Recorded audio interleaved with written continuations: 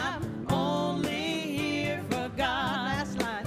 I am free in the Spirit. Yes, I'm only here for God. Yeah. You sound beautiful. Thank you.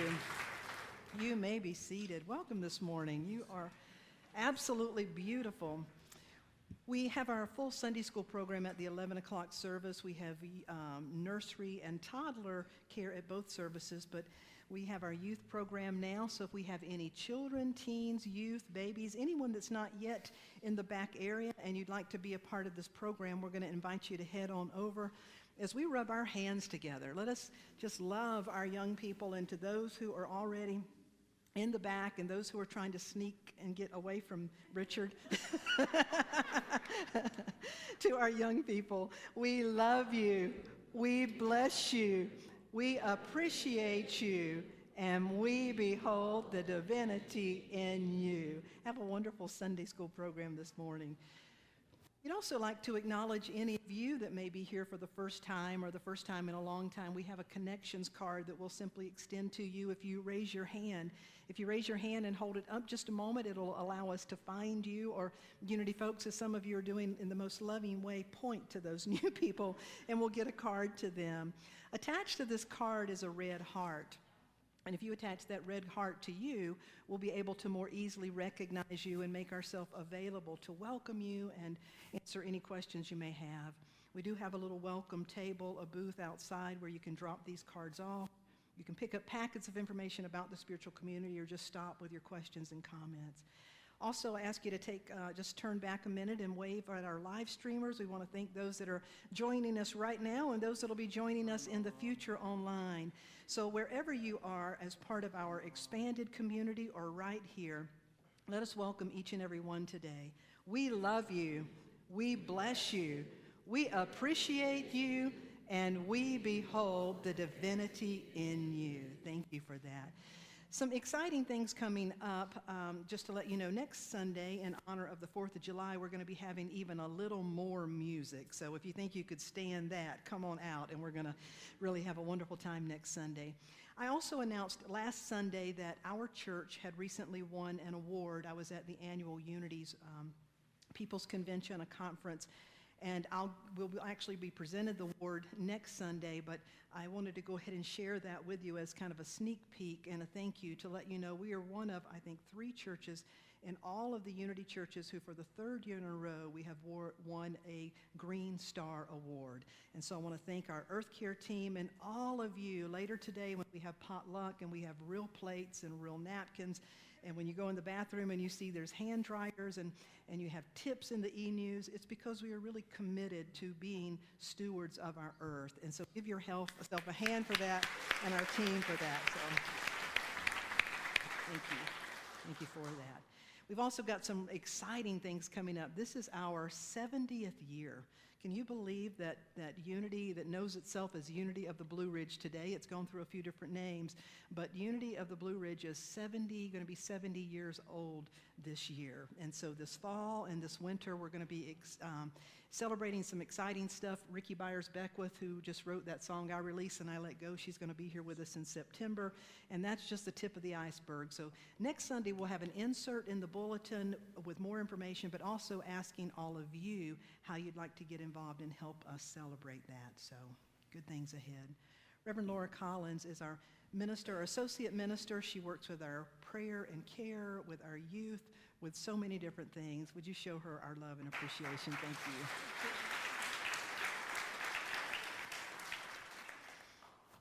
Thank you, Rev. Darlene. And she already mentioned that this is the 5th Sunday, which means we are going to have a potluck after this service. So if you want to stay around and have some food, if you didn't remember to bring food, we will pray that, like the loaves and fishes, there will be enough for everybody. So we'd love to have your fellowship with us today. Coming up in July, there is going to be a series that Rev. Darlene is going to be teaching on Thursday nights, not starting this Thursday, but starting the following Thursday, July 11th, called Credo. I believe, So this will be a chance for each of us to sort of dig into what is it that we really believe, and how is that working for us, and how is that inviting us to show up in the world. At the end of July, on July 28th, we're going to have Penny Pierce with us, and she is going to be leading a workshop on that Sunday afternoon. Penny is an author, she's an intuitive, and she's going to be leading a workshop on how we harness our own intuition and sensitivity. So I think a lot of you will enjoy that. If you have not already done so, this is a great time to silence your cell phones. Our reading today is a prayer that comes from the Navajo tradition. Beauty is before me, and beauty behind me. Above me and below me hover the beautiful. I am surrounded by it. I am immersed in it. In my youth, I am aware of it, and in my old age, I shall walk quietly the beautiful trail. In beauty it is begun, and in beauty it is ended. And from Alice Walker, whenever you are creating beauty around you, you are restoring your own soul.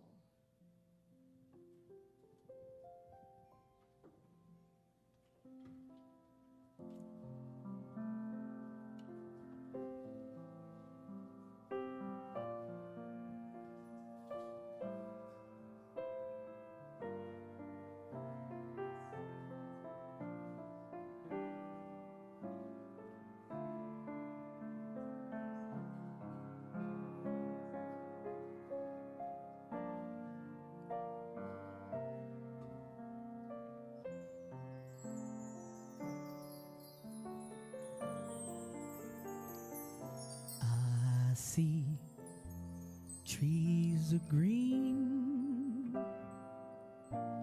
skies are blue,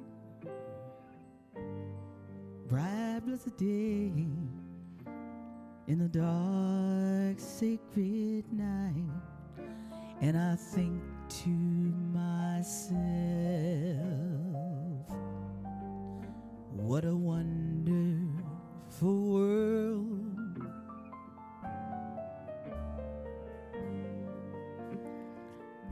I see skies of blue and clouds of white, the bright blessed day in the dark sacred night, and I think to myself, what a wonderful world.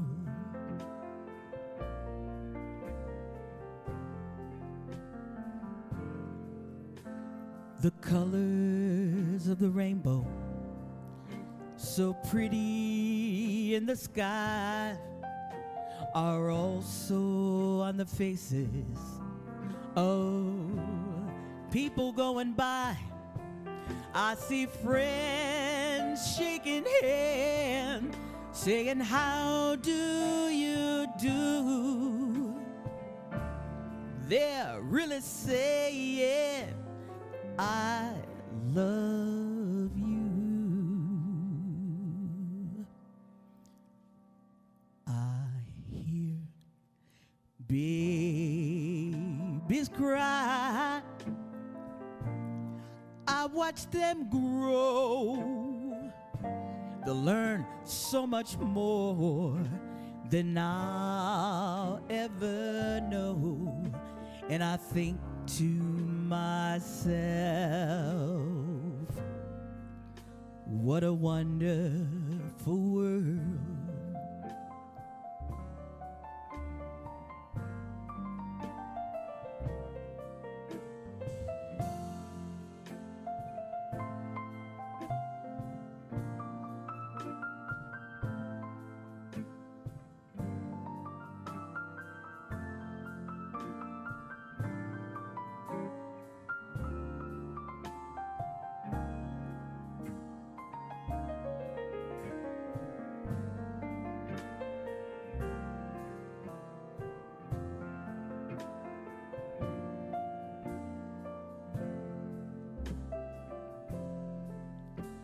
The colors of the rainbow, so pretty in the sky, are also on the faces of people going by.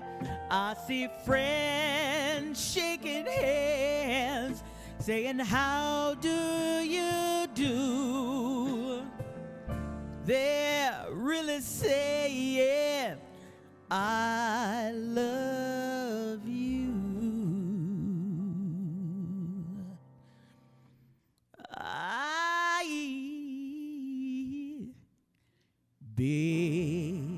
Babies cry, I watch them grow. They'll learn so much more than I'll ever know. And I think to myself, what a wonderful world.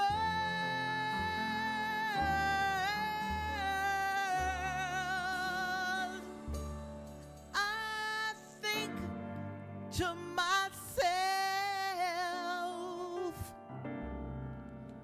what a wonderful world.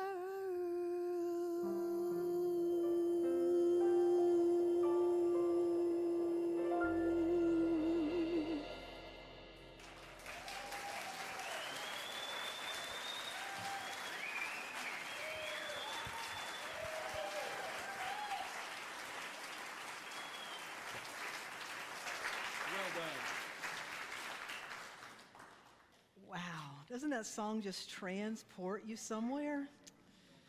Aren't you looking forward to next Sunday when we have even more music? Give it up for Kat and this band and Bill on stand-up bass. Wow.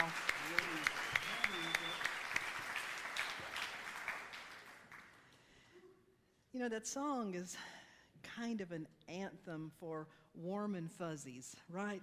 That it just renews hope. And it sparks that within us which knows that it can be a much more wonderful world. Amen. How many of you know that that's true? That it can be a much more wonderful world, and that we carry within us the medicine, the healing that is needed at this place in this time. And so that song is perfect to introduce today. Many of you probably know we're in our summer series that's based on parables, proverbs, and wisdom teachings, or wisdom sayings.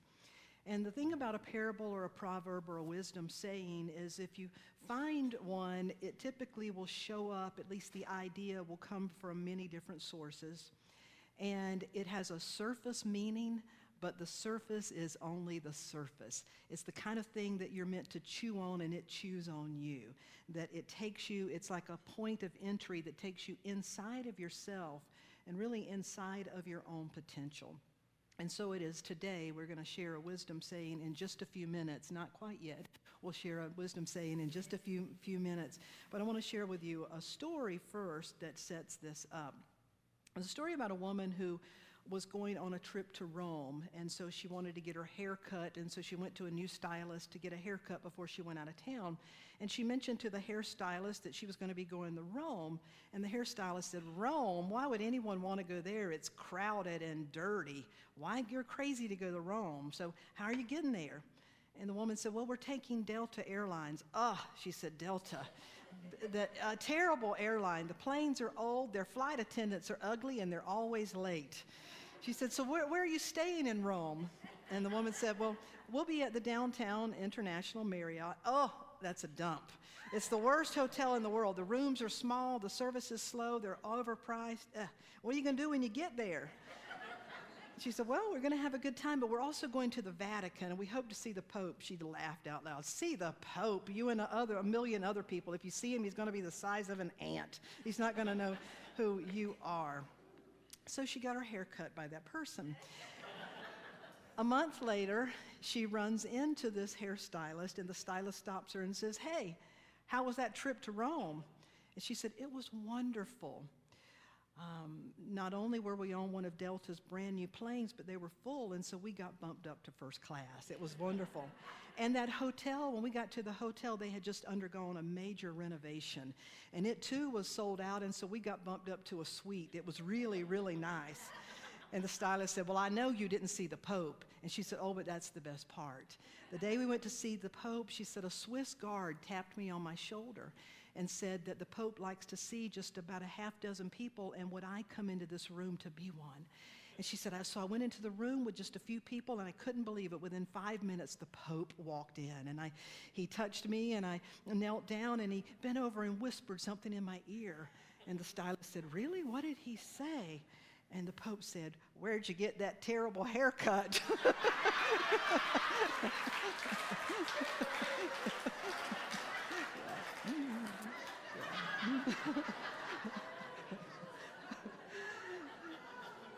So, there's a moral in here. The moral of the story is that whatever we tend to expect, we tend to have show up. Amen. That if you expect the worst in life and the worst out of people and the worst situations, it tends to come back around to you. But if you can rise up and hold a greater possibility, if you can call yourself to higher expectations, it brings out something higher in you. That when we expect the best of ourselves, we tend to show up as a better self. And the other part of that is when we lovingly expect the best of others, it calls them higher too. Don't you like people that believe in you and that see the best in you? It's a great feeling. So that's what I want to, it's the entry point of our teaching for today. Today's wisdom saying, the first saying I'll share with you, comes from the Sufi tradition, which is the mystical arm of Islam. But it's said in different ways. It's said like this. Would you read this with me? Some people look for a beautiful place, others make a place beautiful. Now let that sink in. Some people look for beautiful places or a beautiful place. Other people make beautiful places. The next is a slide by a saying from Ralph Waldo Emerson. He said a very similar thing. He said, the world is not painted or adorned, but is from the beginning beautiful. And God has not made some beautiful things, but beauty is the creator of the universe. Though we travel the world over to find the beautiful, we must carry it with us or we find it not. You see what this is pointing us to? We're going to look at beauty and what beauty really means in its original and its more broad, more holistic context. But what this is pointing us to is back inside of us, that it's a quality. Jesus said if you look for the kingdom of heaven, if you look here or you look there, you're not going to find it, because where is it? It's within, that it's within and without. And so this is pointing us to this quality within us that we call beauty. I mean, take just a second. Look at these flowers. We have a flower team that values beauty. And they volunteer, and different volunteers. Lisa was the volunteer she couldn't even be here today. She came in yesterday to bring these flowers. But is that not beautiful? How many of you have some beautiful plants in your home or somewhere around your home? And to just pause, I mean, have you ever seen an ugly sunrise? Have you ever seen an ugly sunset? Have you ever seen an ugly baby? Don't say yes. I mean,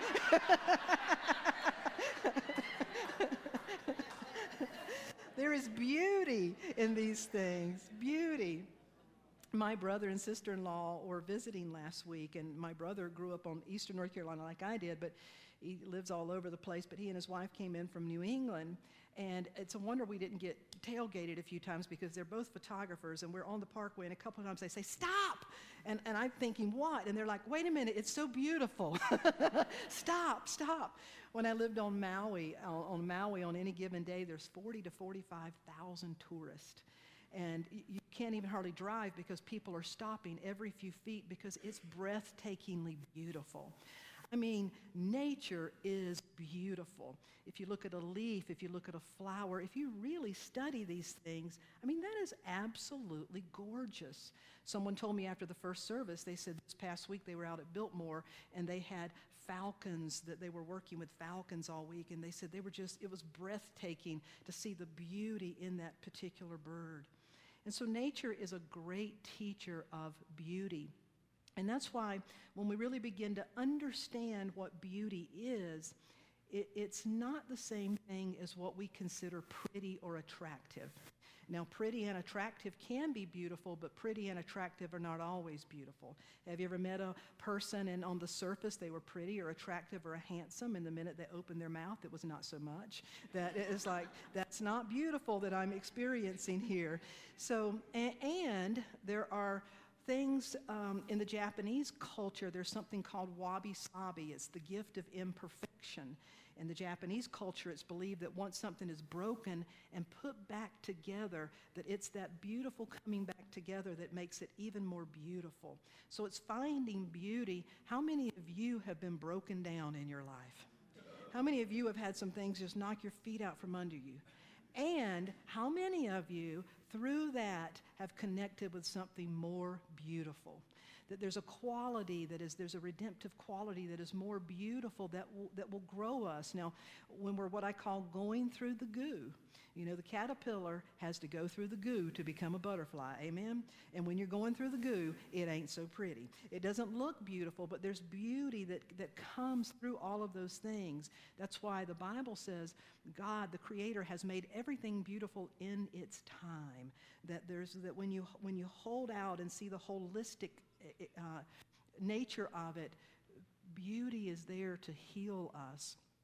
Elizabeth Kubler-Ross wrote, "The most beautiful people we have known are those who have known defeat, known suffering, known struggle, known loss, and they found their way out of the depths.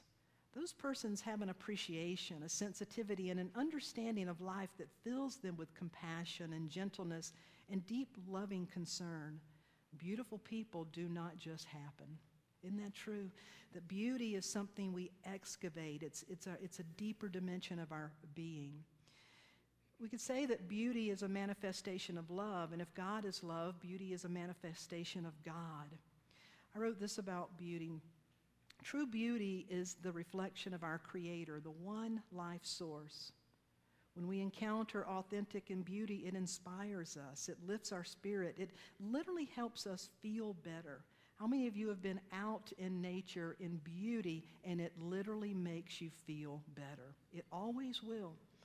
We enjoy natural beauty and expressions of beauty. We also enjoy beautiful moments, beautiful actions, beautiful interactions. We welcome beauty's presence in our lives. On the other hand, we want to get away from the ugliness of rubbish and spoils. We want to get away from the ugliness of discord and hatred and fear and all of its manifestations. We do not like the feelings these things invoke. Isn't that true? Whether it's a pile of trash or a person's pile of whatever they're dealing with, it just doesn't feel good to be in the midst of that.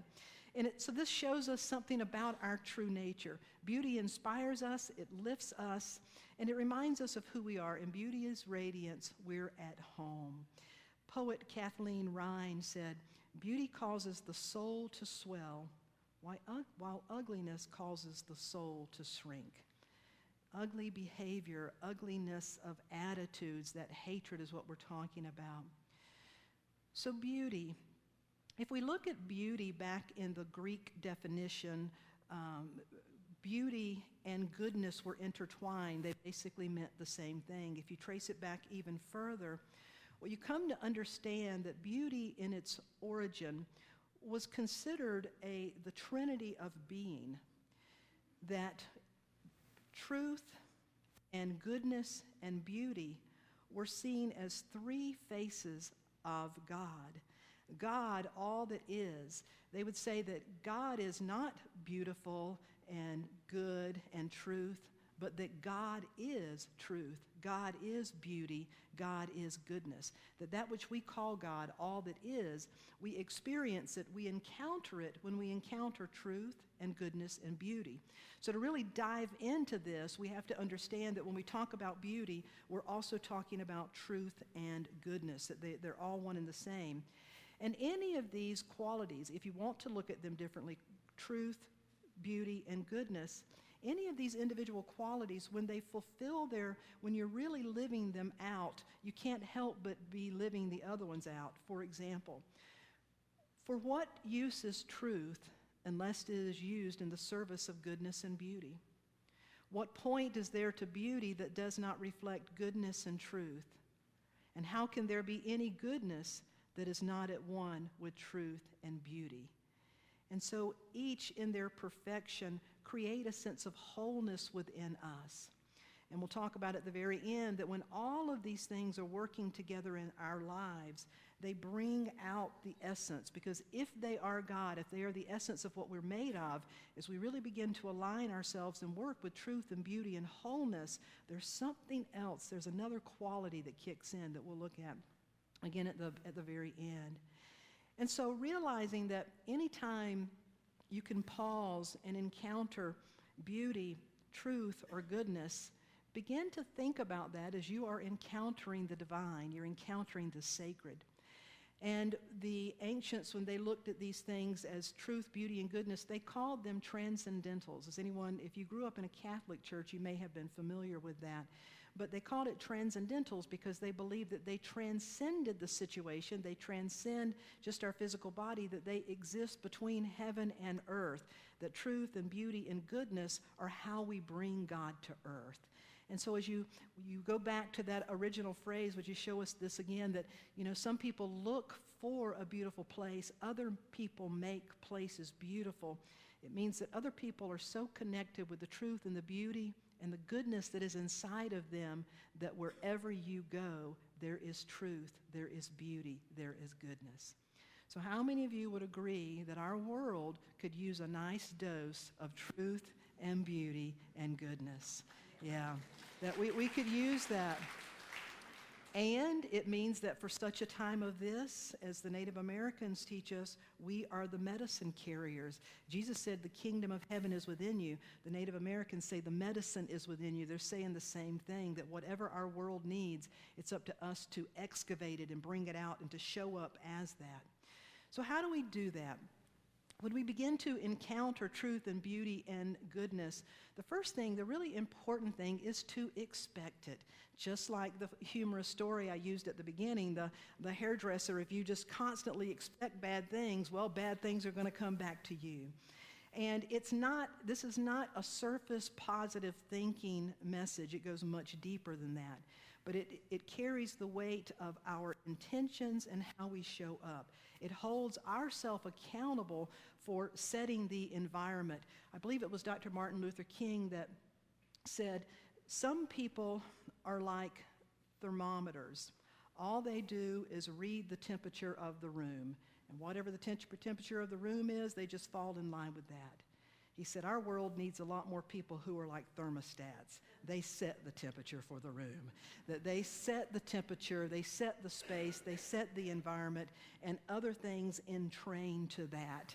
And that's what we're talking about when we talk about to expect it, to do our work, to carry it with us. Recently, there was a university, the San Diego State University, a business ethics professor, Brian Conforth. This ethics professor was going to give his final exam, and he heard that some of the students had gotten hold of the test, and so he decided he would switch the questions around just in case. And as the test was taken and turned in, sure enough, it turned out that a lot of the students in the class failed the test because they answered it based on the way he originally had it. So he knew they had, in fact, gotten a hold of that test. So they flunked. But what was troubling to the ethics, remember this is an ethics class, ethics professor, what was most troubling was this: they blamed him. Now, can you believe that? They went to the administration and blamed the professor. They said, if you're going to keep using the same test again and again, you should expect that some students will cheat. Now that's pretty sad. To me, there's something really wrong with that when we would justify our cheating because you're using the same test. But unfortunately, it tells us about our culture today. It tells us about the fact that behaviors that are really far different than truth and beauty and goodness have become such a commonplace that we begin to argue for the absence of them. Well, I believe the scales are going back, and that if you're here, and I believe in the good in people, I believe that if we could have a news station that every day focused on the good that happened versus all the bad that happened, we would begin to heal our homes and heal our world overnight. Because I guarantee you, for every evil in the world, there are far, far, far more goods that have taken place in the world. And so it's for us to begin to expect these things. Oprah Winfrey has her Super Soul Sunday, and she recently had a guest that caught my attention, Sister Joan Chittister. She comes out of the Catholic tradition, but she's a writer. And what caught my attention is Sister Joan Chittister had been a guest before for AGNT, that stands for A Global New Thought, Unity Churches, Center for Spiritual Living, Michael Beckwith's Agape. We're all members of a Global New Thought Alliance. And Sister Joan came and did a presentation one time. And on television recently with Oprah, Super Soul Sunday, this is what Sister Joan Chittister said. She said, "We must refuse to accept the moral deterioration of the present. It's time for us to call ourselves back to spiritual sanity." And that is so true, that it's not, these things are not political, they show up in politics, but these things are ethics, that truth and goodness and beauty, that's something that all people are called to be, that we are truth and goodness and beauty. And so to begin to expect truth and goodness and beauty. Emerson, who we quoted, did a lot of work with truth and goodness and beauty. He believed that the philosophy and the religion came together and pointed to our true nature. Back when Emerson was living, he was in Boston giving some of his famous lectures. And Emerson was very philosophical. And so typically the people that showed up for his lectures were people with degrees, people that were a little more well-educated, well-off. But in Boston, he was attracting a crowd for a week that he was there, and people noticed that there was a woman who came in a little bit late every night, and she was dressed like a maid. And so she stood out. She looked different than the majority of people. And one of Emerson's workers, they asked her, they said, "We're so glad you're here. Would you tell us what inspired you to be here?" And she said, "Well, there's a lot about what Mr. Emerson is saying that I don't understand, but this I do know. I heard him say that inside of me was a hidden splendor, and that there was a divinity inside of me. I also have heard him say when he stands up on that stadium, that stage, that when he looks out, he sees the goodness in all those people." She said, "I can't tell you how good it feels for me to come sit in here every night and know that that man up on the stage is looking out at me saying, 'She's a good one. Look at the goodness inside of her.'" Isn't that beautiful? That people are drawn to environments where we point out, we remind each other of our divinity. We remind each other that we are made of truth and beauty and goodness. And we refuse to settle for less. You know, that we're waking up our own self, that we refuse to settle for less. That doesn't mean that we shame ourselves or shame other people into trying to do something different. But it means that we make that recommitment that if I am made of truth and beauty and goodness, then surely it's here to grow me. So the first is to expect it. The second thing then that we begin to do after we expect it is to embody it. Because we already do. If we're made of truth and beauty and goodness, if these qualities are transcendent, then it's something that we presence. We presence these qualities wherever we go. How many of you know when you're showing up in a way that is unbecoming or less than, you know you could show up? Yeah.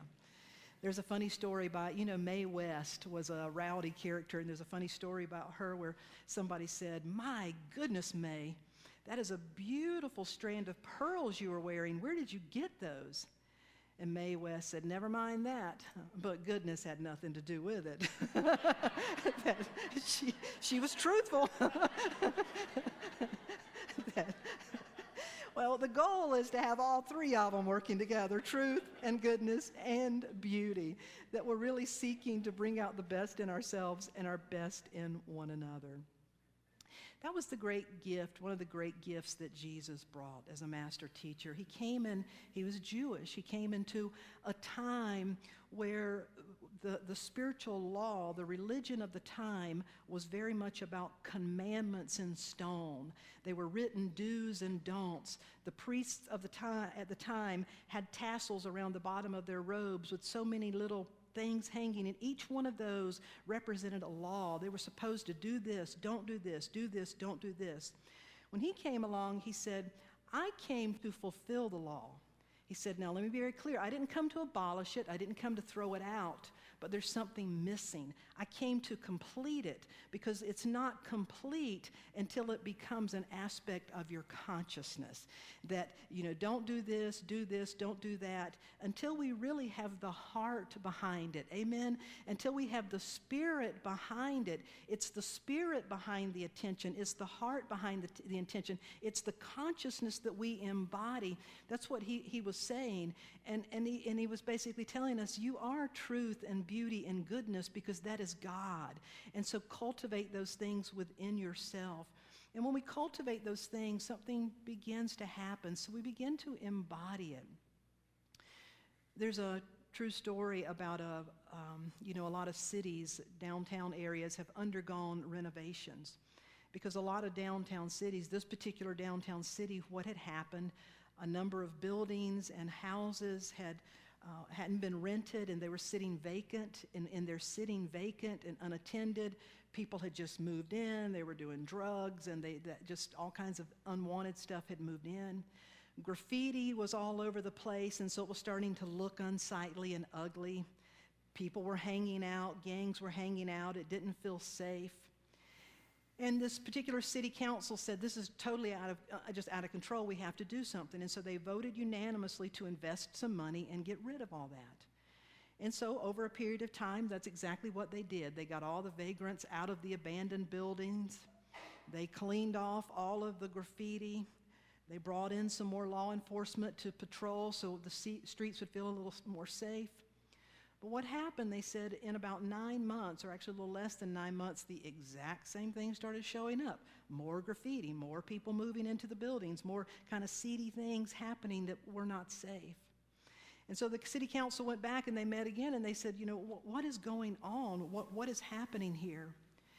And they said, somebody at that city council meeting stood up and said, it's never enough focus on getting rid of what we don't want. We have got to invest in what we do want. And what we want is beauty. What we want is places where people can connect and feel safe. What we want is vibrancy. And they listened to this person. And so what they did this time is they solicited the people, and they said, let us put up big works of art. Let us put together murals where there had been graffiti. Some of these buildings that were empty, they said, let us create some incentives and bring in coffee shops and art shops and bookstores where people can gather. Those places feel good. People like to hang out in those places because there's a vibe of happiness there. And so they begin to invest in intentionally putting things that were true and beautiful and good. And what do you think happened? It began to take off. And so when we begin to expect it, and when we begin to embody it and invest in it, beauty begets beauty, just as ugliness begets ugliness. Amen? Beauty begets beauty. Truth begets beauty. And truth begets truth. And goodness begets goodness. They're really all one and the same. So we encounter it, we expect it, we embody it. And the final thing is to then even elevate it. There was a saying in my family, and I'm sure some of you are probably familiar with this. It's this: leave it better than you found it. How many of you were taught that or have heard that? Leave it better than you found it. It's actually a rule. They call it a Hawaiian rule. Leave it better than you found it. I used to get so frustrated as a kid because we'd go on vacation, my mom and her two sisters, so it'd be my aunts and cousins, and we'd rent this little place on the beach. And when we went in, we'd clean it, and when we left, we'd have to clean it, even though they were paying people. And I thought, why are we having to clean the place? And my dad would fix the screen door while we were there, or the ceiling fan. He'd always do, to this day, my father does that. And they always say, leave it better than you found it. But there's something true about that. What if through every encounter we would leave it better than we found it? Richard, would you give me that song? Someone in the first service told me this week, the same people that were out at Biltmore, they said, you know, our family taught us to leave things better than we found it. And she said, I try to do that. If it's a smile, if it's an interaction, I just try to uplift. She said, I was out by the pool this week at Biltmore, and this little girl sat down beside me, and she started singing Twinkle, Twinkle, Little Stars. And she said, that little girl just lifted my spirit. And we started talking, and she said, so then I started playing with the little girl's toes. This little piggy went to market, this little piggy. And she said, we were playing, and then the little 5-year-old came over, and he got the other little foot, and he said, this little piggy went to market, this little piggy went to McDonald's, this little piggy went to Taco Bell. And he was going. And what she said about that, she said, I was there to elevate them, and they elevated me. Isn't that beautiful? That when we set out to lift somebody's spirit, when we set out to leave something better than we found it, magic begins to happen. I told you there's a fourth thing. The ancients believed in this triangle of, tell me what they are again, truth, goodness, and beauty. That truth, goodness, and beauty are one and the same when they're fully lived out. They would say that, the indigenous would say that we're made of truth and beauty and goodness. It is the fabric of our essence, our being.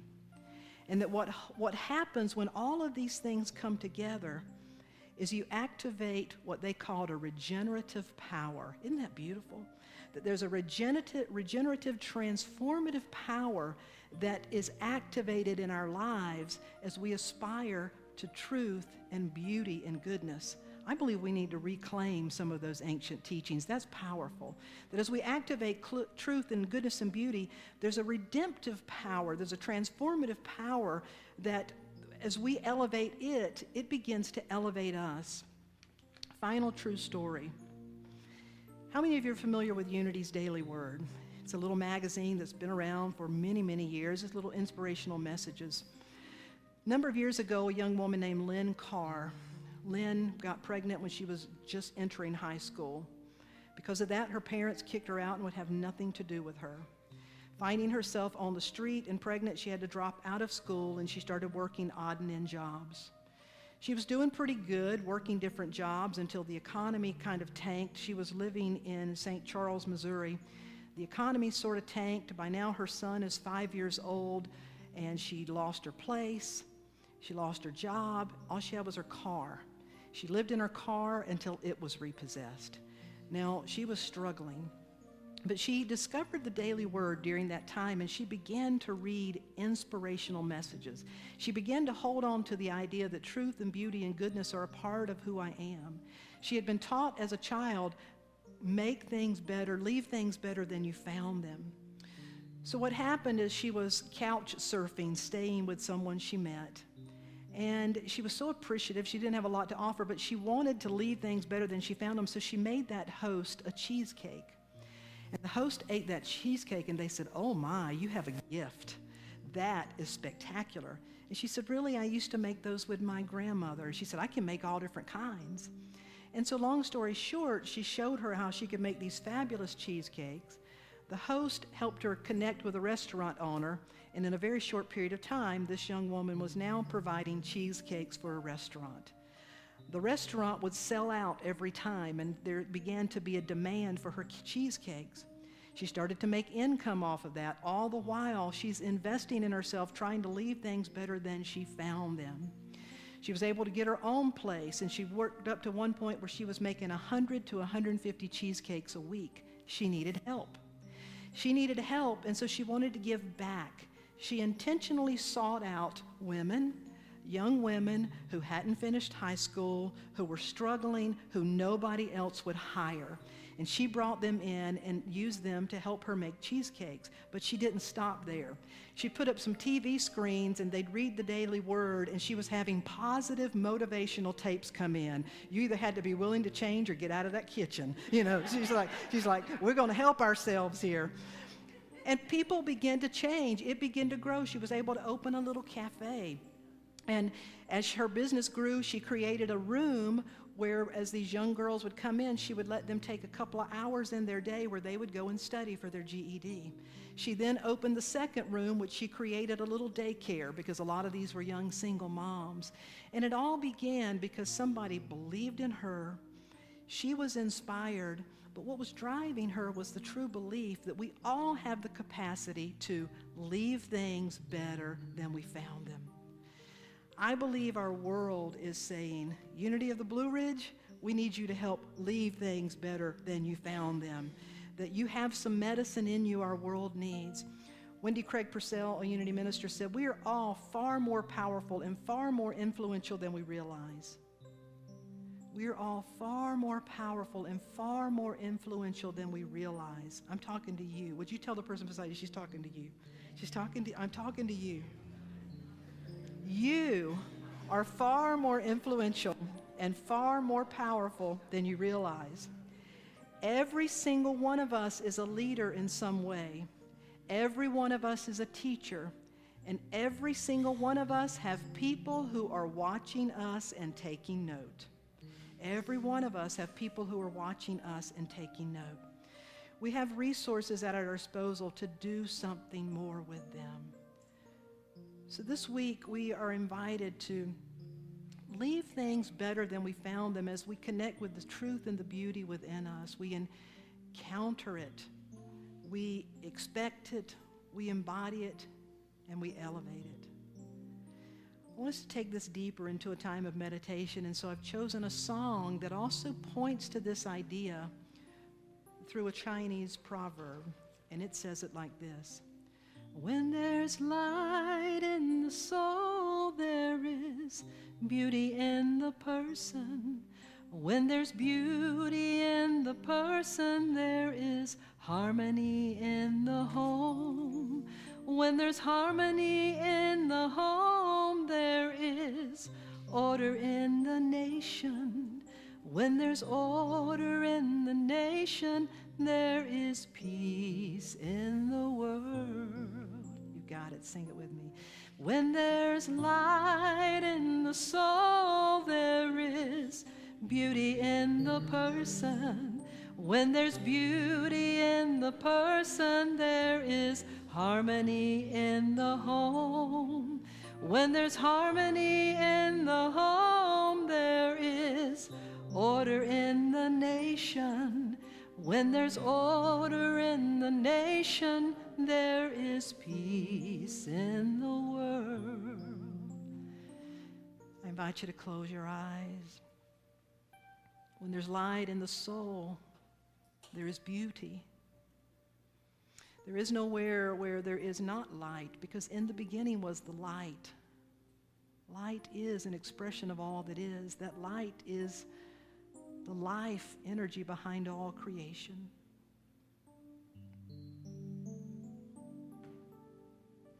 We realize that we have been wondrously made, wondrously created. There are no mistakes.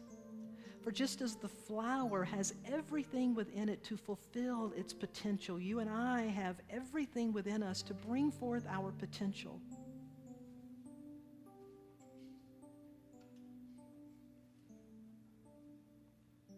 If we begin to understand our essence as truth, we realize the power that truth activates the mind. It aligns it with the highest vibration of love.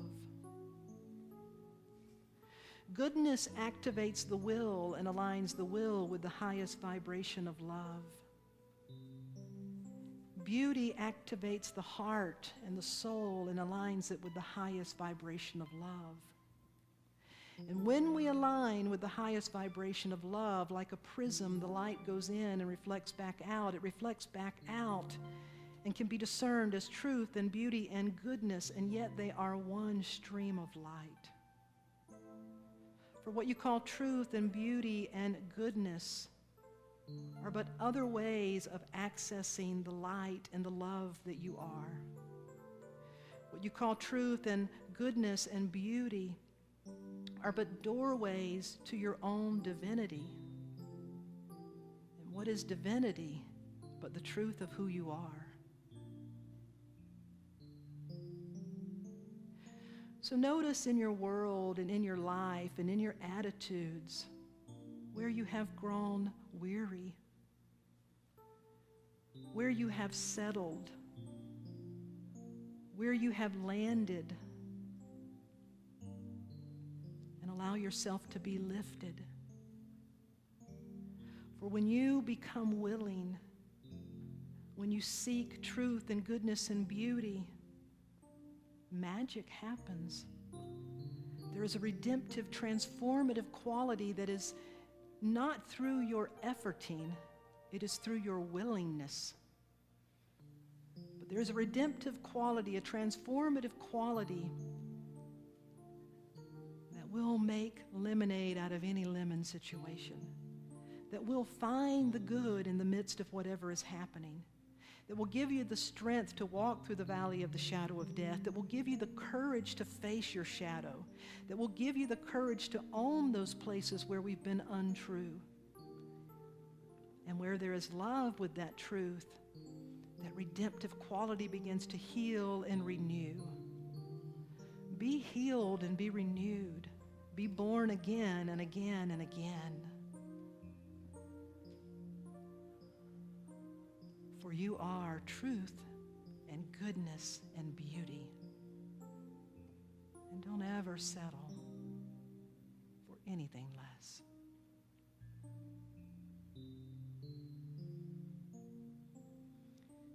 As we allow that to settle within us like soft rain,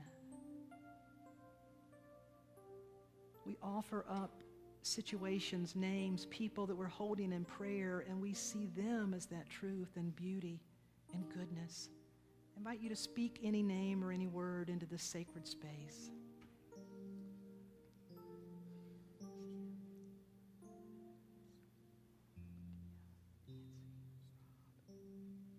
And to speak your own name, Darlene. And then to smile. To gently open your eyes. Look at those flowers, that beauty. Look at your hands. Wow. These babies have aged, but aren't they beautiful? When there's light in the soul, there is beauty in the person. When there's beauty in the person, there is harmony in the home. When there's harmony in the home, there is order in the nation. When there's order in the nation, there is peace in the world. I'm going to ask you to stand, and I want to keep the music real soft, because I want you to turn your volume up. This is an affirmation of truth. Sing it from your heart. When there's light in the soul, there is beauty in the person. When there's beauty in the person, there is harmony in the home. When there's harmony in the home, there is order in the nation. When there's order in the nation, there is peace in the world. Now you've got it. Sing it out. When there's light in the soul, there is beauty in the person. When there's beauty in the person, there is harmony in the home. When there's harmony in the home, there is When there's order in the nation, there is peace in the world. So would you turn to one person and say, I see that in you. Truth, goodness, and beauty. I see that in you. Truth, goodness, and beauty. Rev Laura, I see that in you. Thank you. Thank you. You may be seated.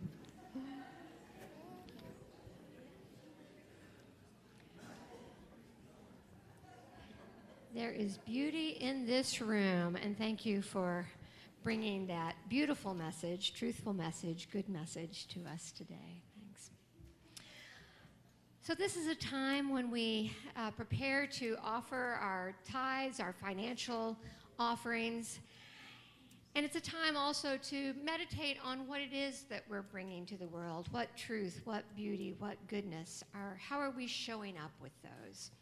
So I invite you just to take a moment and breathe that in and to ask yourself, what beauty, what truth, what goodness am I bringing right now? And as you do that, let's share together in this affirmation.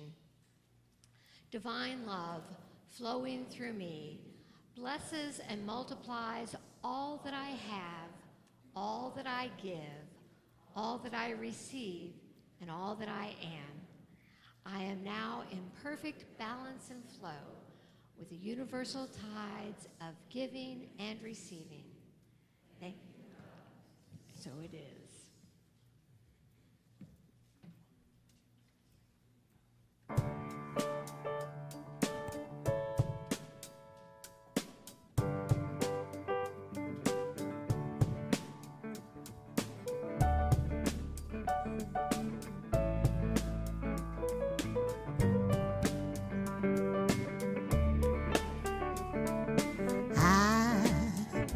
Know you're fed up, but life don't let us for us.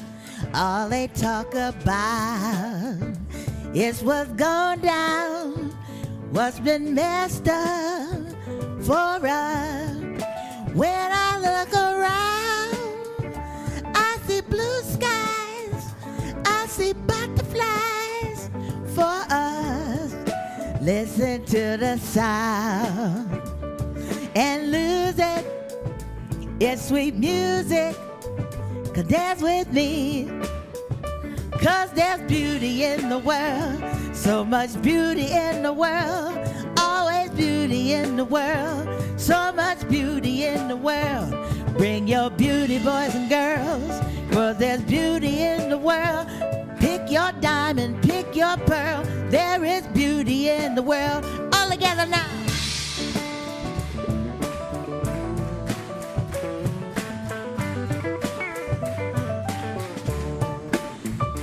I say, we need more loving, we need more money.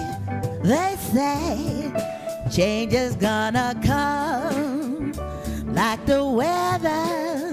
They say forever. They say, well, baby, in between, notice the blue skies, notice the butterflies, notice me. Stop and smell the flowers and lose it in sweet music. Come dance with me. 'Cause there's beauty in the world.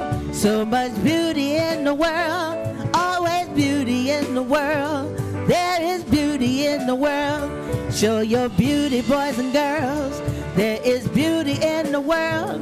Pick your diamond, pick your pearl. There is beauty in the world. All together now.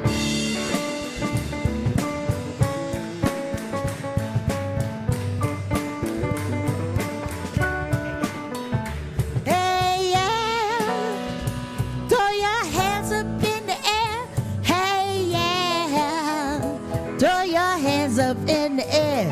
When you don't know what to do and you don't know what to do, remember God is giving you beauty in the world.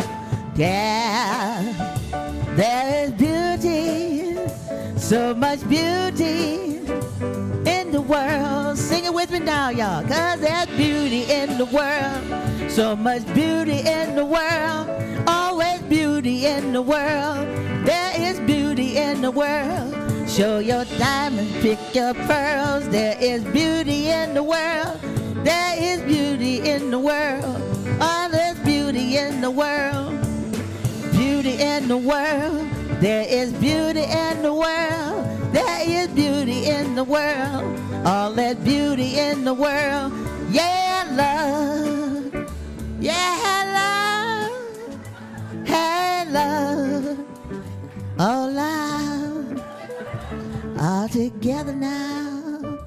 There is love. Oh, love. There is beauty in the world. Yeah.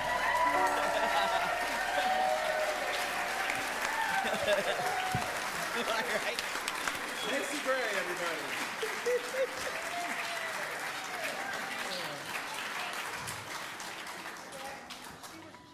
Nancy I Gray. was just going to say, that's exactly what I was going to say. I was like, you never know what kind of channeling you're going to get here on Sunday morning, but today was Macy Gray.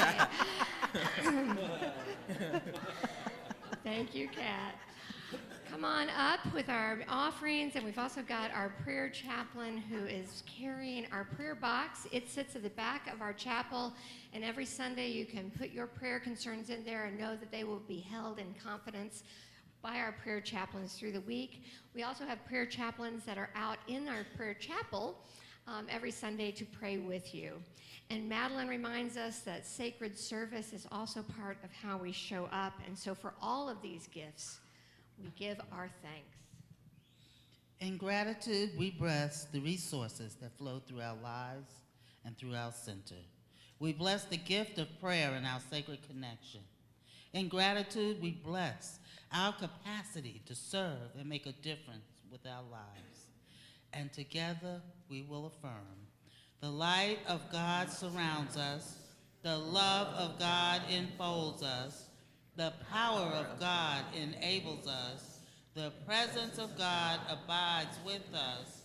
Wherever we are, God is, and all is well. Amen. It is June 30th, the last Sunday in June, which means not only is it Potluck Sunday, it's time to recognize our June birthdays. So if you had a birthday in June, will you come on up? Come on up. Come on up. I know there's somebody. There we go. There we go. And in honor of all these June babies who will be singing for, let's sing We Are Beautiful when we get to, instead of We Are Wonderful, since we're singing about beauty today. Happy birthday to you. Happy birthday to you. Happy birthday, you are beautiful. Happy birthday to you. Yeah. And stay right where you here. are, June babies, and everybody stand up and join them as we sing ourselves out in peace. Let there be peace on earth, and let it begin with me. Let there be peace on earth, the peace that was meant to be. With God as creator, brothers and sisters are we. Let us walk with each other in perfect harmony. Let peace begin with me. Let this be the moment now. With every breath I take, let this be my joyous vow. To take each moment and live each moment in peace eternally. Let there be peace on earth, and let it begin with me.